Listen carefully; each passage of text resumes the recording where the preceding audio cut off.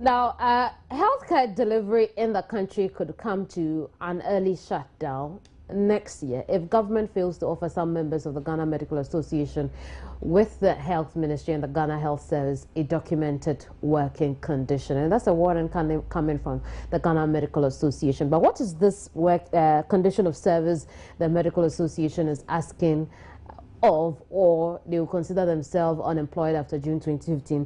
Dr. Justice Youngson is Deputy General Secretary for the GMA. He's joined me over the telephone. Hello, Doc. Hi, Sabine. You're welcome to the program. Thanks so much for joining me. Thank you very much, my sister. How are you? I'm very well. What is this conditions of service you're asking to be documented?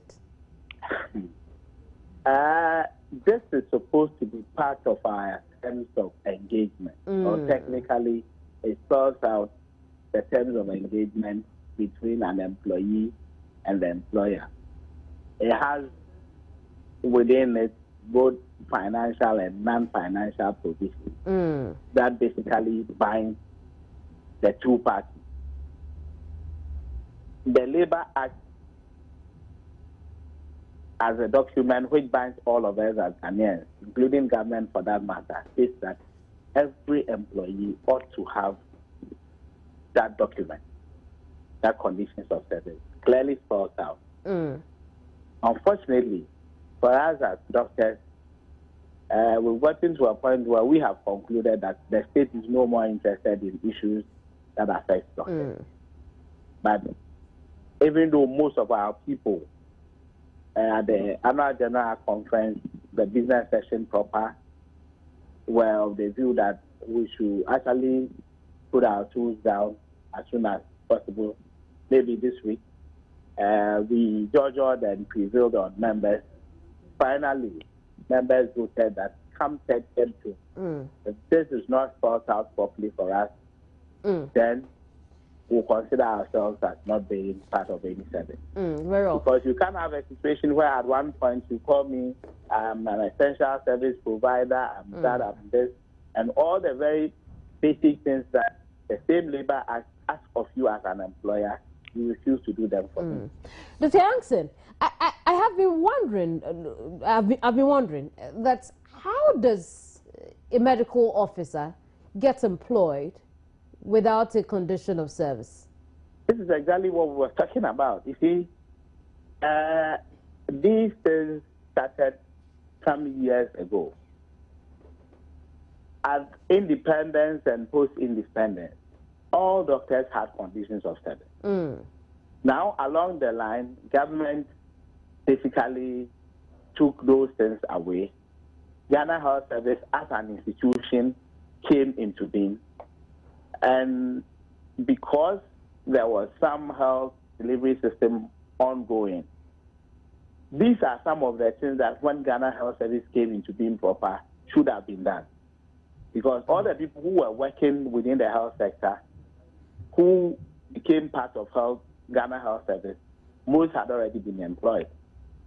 So we needed to put these things in place to ensure that those who are going to join the service at some point will also have these documents. But unfortunately, we've done our best the last 8 to 10 years. We've sent about 5 different proposals at different times to government or our employer. And unfortunately, each time we start discussing a few things, the next thing is that it's been thrown into some trash can, and the usual excuses will come. Oh, government has just changed, or a new government has taken over, or there's been a ministerial reshuffle, Public Services Commission hasn't done A, B, or C, Minister of Finance has trapped, all kinds of lame excuses. And then this year, we sent another draft proposal to them.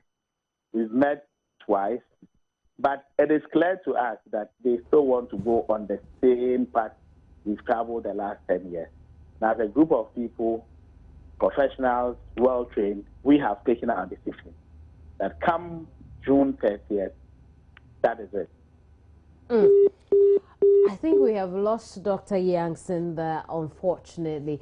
But there'll be an extensive conversation on this on my banner sometime on the AM show. You should expect that Tuesday or Wednesday we should bring you that extensive conversation on how this could happen in the first place. How did the first condition of service get scrapped and how the new people got in without it? We'll get more explanation on that for you. But here's something you need to know from the Ministry of Health. We have been told confidently that indeed, is that right?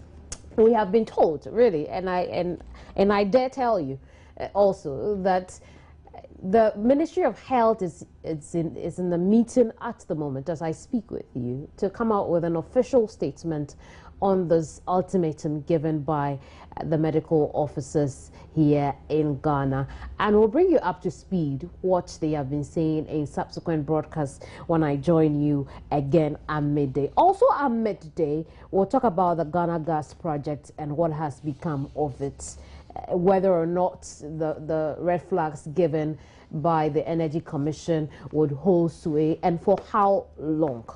We'll talk about that as well. Now, you need to know also that the Nsumnya residents have raised concerns over the management of the landfill site in their area. The site is located at the Nsawam Adoejiri municipality off the Accra Nsawam Road. The Nsumnya Waste Disposal Facility was opened as an alternate landfill site for the disposal of solid waste. The site was also established in order to reduce the pressure on long-existing landfill sites in the country.